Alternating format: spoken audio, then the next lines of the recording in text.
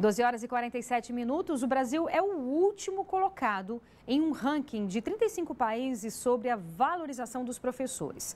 Entre os motivos estão as longas jornadas de trabalho, os baixos salários e a falta de respeito, que muitas vezes termina em violência.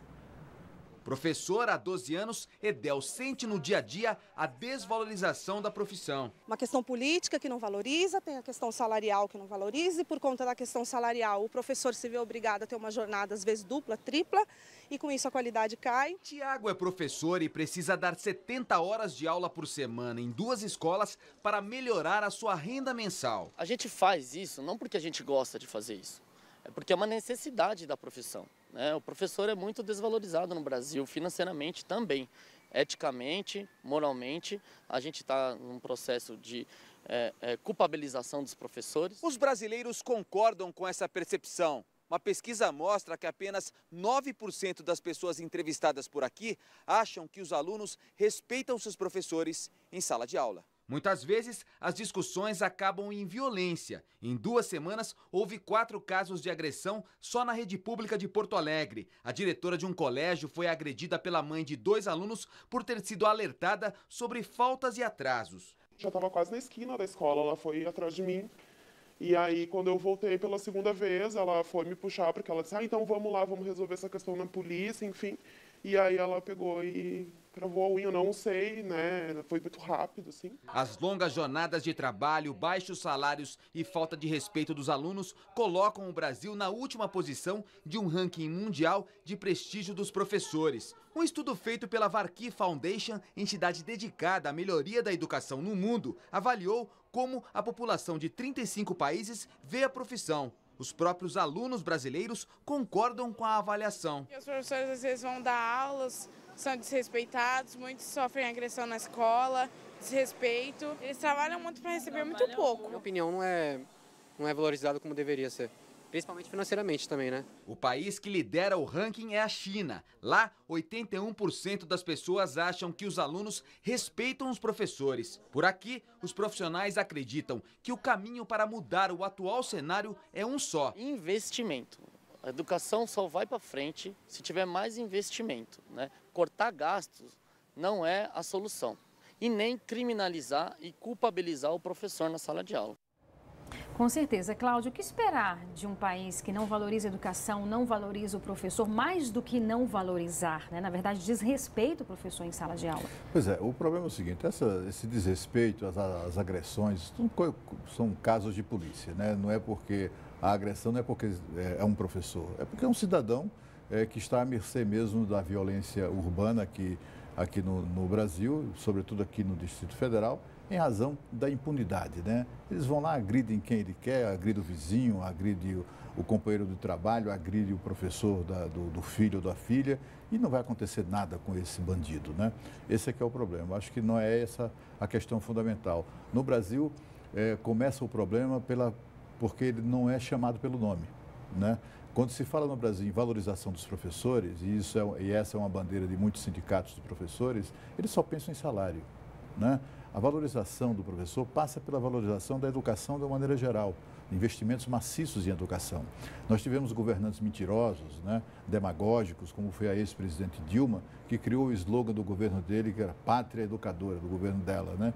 E é uma mentira, porque afinal de contas está aí, ó, né? Foi exatamente em razão, depois de 13 anos de governo do Partido dos Trabalhadores, é que a gente vê a educação, o estado em que se encontra a educação no Brasil. Há vários problemas, né? A escola afasta muito as famílias, né, do seu convívio, há muito ativismo em sala de aula, que é outra coisa que também preocupa muito e que faz com que o professor perca o respeito dos alunos e também dos pais dos alunos, né? Olha, a gente tem que se mirar em exemplos. O exemplo mais perfeito e acabado de que investimento em educação é o que transforma a sociedade foi o que se viu na Coreia do Sul. A Coreia do Sul era um país tão miserável, tão atrasado quanto a Coreia do Norte ainda é hoje. E o que é que a Coreia do Sul fez nos anos 50? investiu maciçamente em educação. Mas não é aquela coisa de pegar o dinheiro da educação, como acontece aqui, aqui em Brasília, por exemplo, 92% do orçamento da Secretaria de Educação é para salário.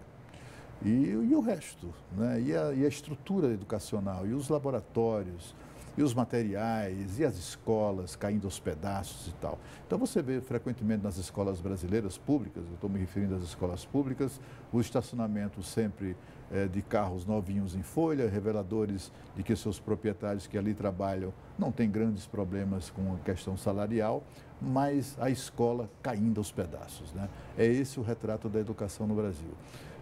É inaceitável que a gente viva num país em que o professor que tem nível superior, que trabalha muito, é um trabalho até braçal, ganhe muito menos do que outros profissionais de nível superior. Se você comparar o salário do professor, o professor no Distrito Federal é o mais bem pago de toda a estrutura pública por aí, né? Não há nenhuma outra unidade da federação que pague melhor aos seus professores do que paga o Distrito Federal. No entanto, apesar disso, está muito longe, né, do que se paga, por exemplo, a engenheiro, a médico, etc. Essa equiparação, pelo menos com profissionais de nível superior, já seria um grande passo, né, para fazer justiça salarial. Mas, além disso, tem que investir em educação, na escola, né, nos laboratórios, nas bibliotecas e tantos outros programas educacionais realmente transformadores. É isso, e ainda falando sobre educação, o Tribunal de Contas daqui do DF aprovou o relatório que aponta a necessidade de reformas ou reparos em mais de 90% das escolas públicas daqui do DF. O tribunal deu prazo de 120 dias para a Secretaria de Educação apresentar um plano de recuperação das escolas. De acordo com o relatório, 90,9% das instituições de ensino do DF precisam de reparos moderados ou grandes. Foram encontrados problemas como vazamento de esgoto, quadras esportivas em más condições, mato e vegetação altos e mesas e cadeiras danificadas. Apenas 9,1% das escolas estão em boas condições. Ainda segundo os auditores do tribunal, a situação se agravou nos últimos 12 meses. O problema é tão sério que algumas escolas correm risco de desabamento. Em nota, a Secretaria de Educação diz que não vai se manifestar sobre o assunto enquanto não for notificada pelo Tribunal de Contas do DF. É isso, e agora o Band Cidade faz mais um breve intervalo e volta daqui a pouco. Não saia daí, eu espero você.